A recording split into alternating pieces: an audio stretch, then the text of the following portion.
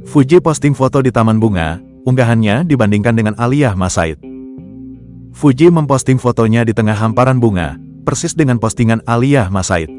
Foto Fuji berada di taman bunga tersebut memang persis dengan foto Alia Mas Said seusai dilamar oleh Tarik Halilintar.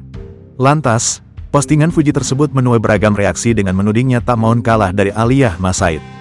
Melansir dari postingan terbaru Fuji pada Senin, tanggal 27 Mei tahun 2024, mantan Tarik Halilintar tersebut nampak mengenakan kebaya berwarna merah muda.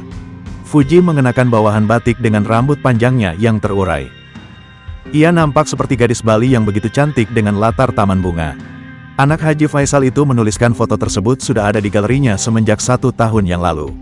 Tetapi, ia baru ingat bahwa foto tersebut belum diunggahnya. Foto yang sudah dipendam hampir 1 tahun lalu hehe, hampir lupa dikit, jelas Fuji. Beberapa netizen ada yang memuji tetapi ada juga yang menyebutnya seolah tak mau kalah.